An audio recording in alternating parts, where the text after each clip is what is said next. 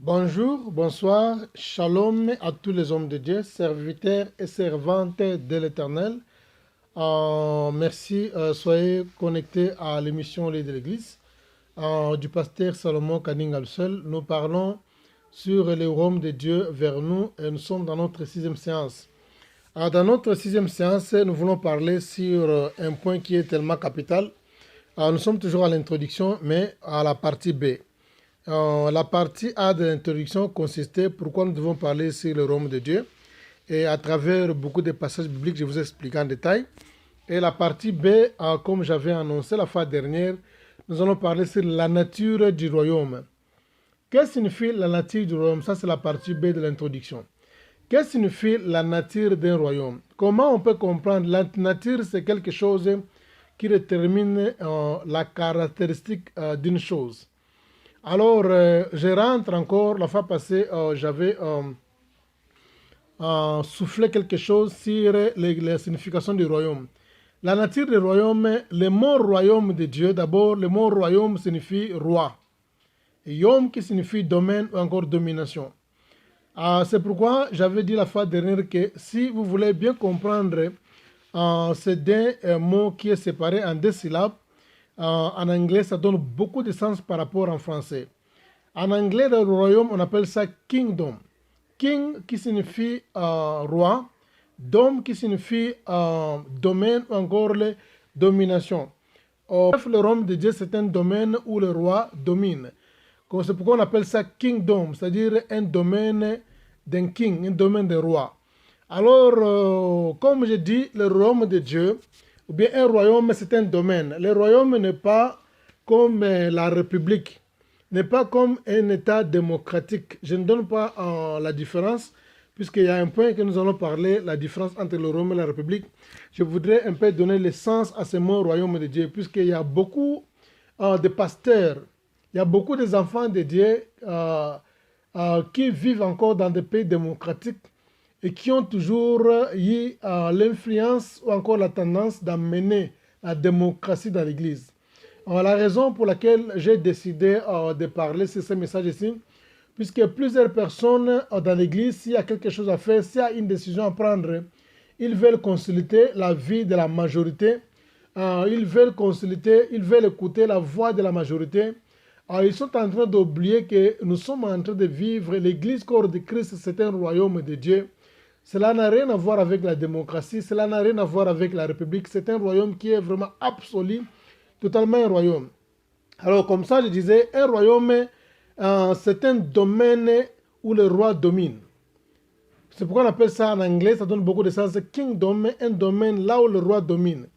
Le roi domine sur un territoire. Ce territoire-là appartient absolument au roi, puisque si vous allez dans l'histoire, vous allez rendre compte que ce sont les ancêtres de ces rois-là qui ont découvert ce territoire et tout le monde qui habite dans ce territoire-là, ils sont sous le contrôle du roi. Alors, comme le roi domine sur son territoire, il est le maître absolu, donc tout ce qui est dans son territoire lui appartient. Et le roi n'a pas besoin d'un conseil, le roi n'a pas besoin de demander, il n'a pas besoin de ton opinion, le roi n'a pas besoin de ton avis. Il fait toutes choses bonnes comme il lui semble. C'est pourquoi vous allez voir, je vais donner l'exemple d'Hérode. Dans la Bible, regardez Hérode. La Bible dit qu'il y avait une fête où Hérodias avait dansé. Et quand Hérodias avait touché le cœur d'Hérode par la danse, le roi Hérode était tellement joyeux. Et qu'est-ce qu'il a dit? Il a fait la promesse à cette jeune fille. Il a dit que non, demande-moi tout ce que tu as besoin de donner. Tu as besoin, même la moitié du royaume, je te donnerai. C'est-à-dire, le roi est en train de faire une promesse à une petite fille, tellement qu'il était dans la joie, tellement que cette fille a dansé. Cette fille a plu au roi, cette fille a fait un grand désir, un grand plaisir au roi, et le roi est allé plus loin, même à dire que non, même la moitié du royaume, je te donnerai. La phrase que le roi Hérode avait utilisée, aucun président qui a existé dans ce monde ici peut utiliser ça, puisque les présidents, ils n'ont pas de domaine. Le pays ne leur appartient pas, le pays appartient à tout le monde. Les présidents ne peuvent jamais oser. Quand le roi Hérode a fait cette déclaration, il n'avait pas consulté un conseiller, il n'avait pas consulté aussi son conseil, il n'avait pas consulté ses ministres, puisqu'il avait un gouvernement. Il n'a pas consulté les anciens, il n'a pas consulté les notables, il n'a pas consulté le gouverneur, il n'a pas consulté l'armée. C'est pourquoi dans le royaume, si tu fais plaisir au roi, tu auras tout ce que tu as besoin. La Bible déclare, fais de l'Éternel ton délice, il te donnera tout ce que ton cœur désire. Dieu n'a pas besoin de consulter une personne pour te donner quelque chose, si seulement tu lui fais plaisir. Il te donnera tout ce que tu as comme désir. C'est ça le vrai sens du royaume. Alors, j'étais vraiment curieux. Je ne pouvais pas prêcher ce message du royaume de Dieu sans pour autant comprendre comment le royaume du monde fonctionne. J'étais tellement curieux jusqu'à tel point, j'ai pris plus ou moins 2 semaines pour regarder toutes les vidéos qui consistent dans le royaume de la terre. La Bible dit qu'il y a certaines choses qu'on appelle l'ombre des choses à venir, ou encore la Bible dit la nature doit nous enseigner. Si tu ne comprends pas comment le royaume fonctionne sur la terre, tu n'auras pas l'idée comment le royaume de Dieu peut fonctionner. Puisque la Bible dit la nature doit nous enseigner. Alors par curiosité, j'ai fait un effort pour regarder toutes les vidéos qui consistent les rois qui ont dominé ou bien les rois qui continuent à dominer.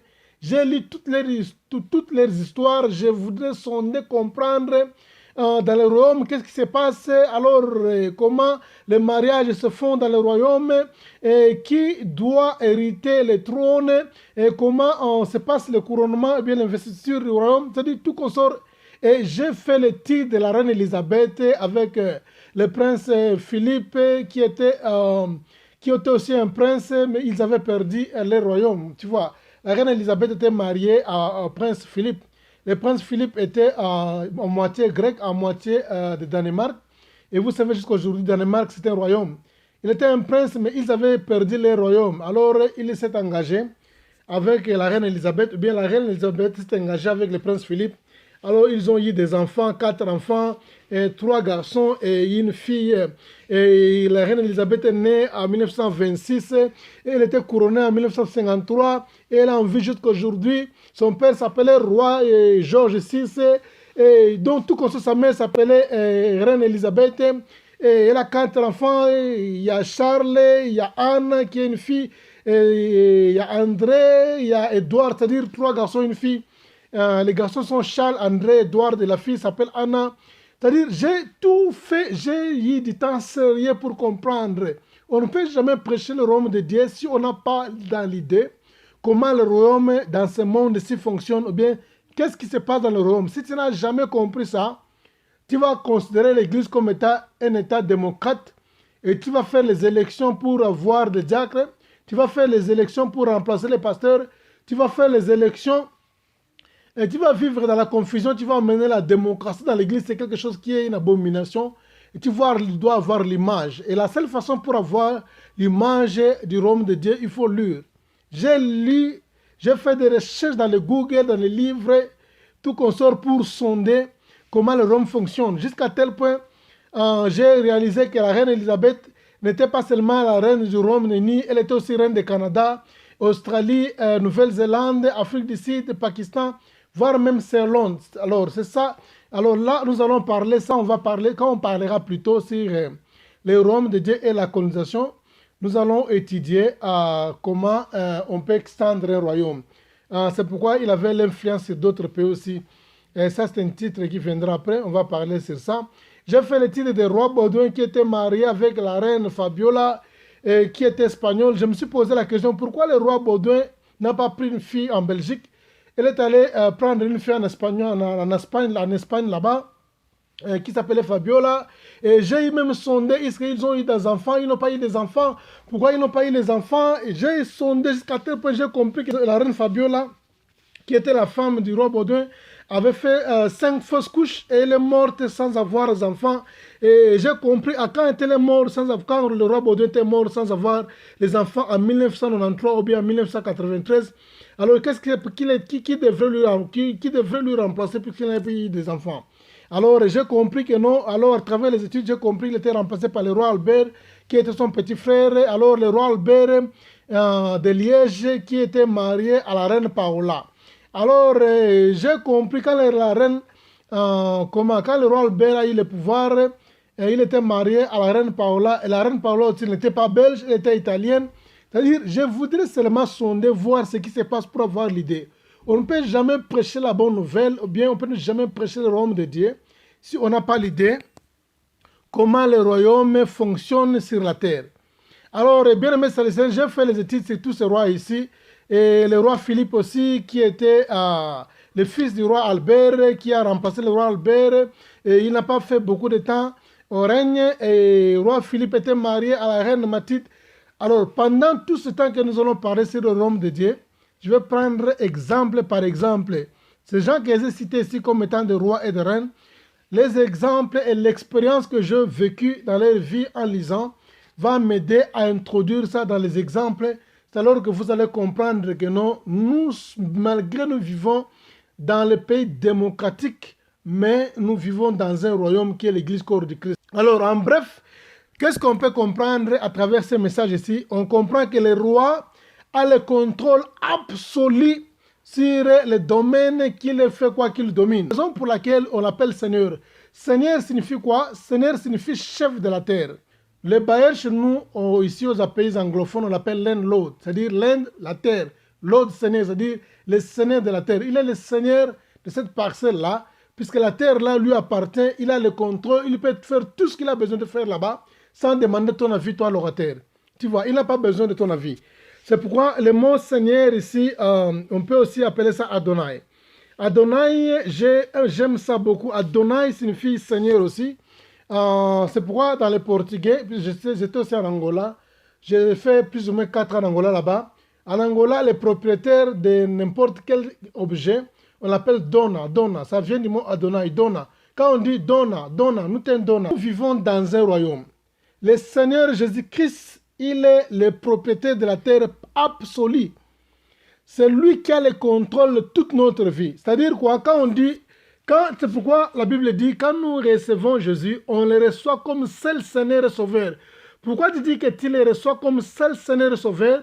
Tu le reçois Seigneur, pourquoi? Puisque pour dire que tout ce qui est en toi lui appartient. Quand tu dis que Jésus est mon Seigneur, c'est-à-dire tout ce qui est en Jésus. Comme nous sommes dans un royaume, tout ce qui t'appartient appartient, tout ce qui est en toi appartient à Jésus. Donc il n'y a rien que tu peux posséder qui n'est pas pour le Seigneur.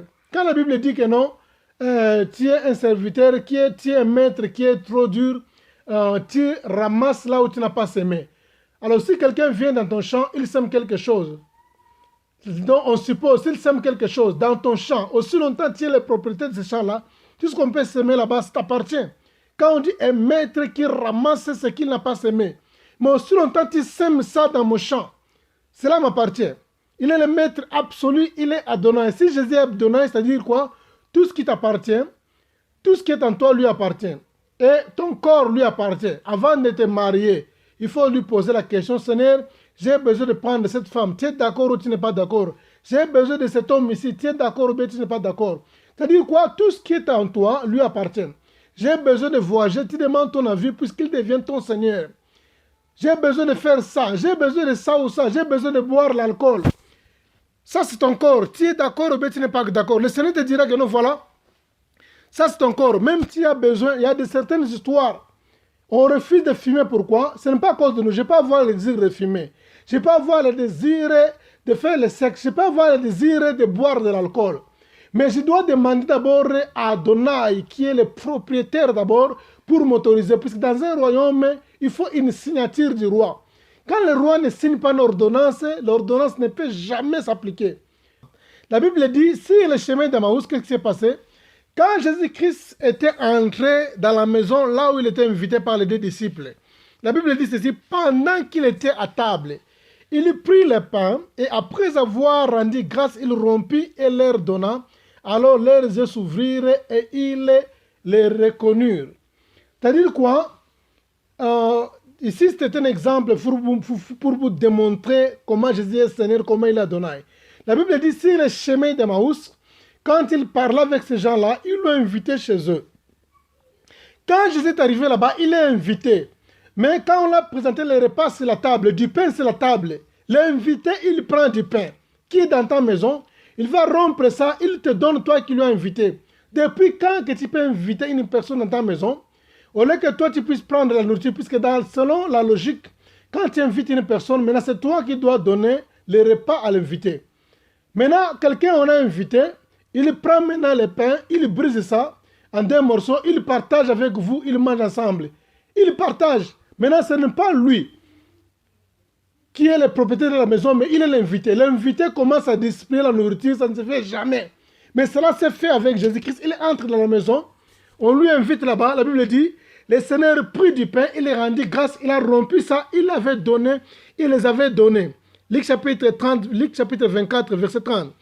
Alors la Bible dit, dès qu'il avait rompu le pain, pour dire quoi? Tout ce qui était dans cette maison-là appartenait à Adonai. Adonai signifie les propriétaires. Tout ce qui était considéré comme nourriture, comme chair, tout ce qui était là-bas appartenait au Seigneur. Maître absolu, c'est lui qui était Adonai.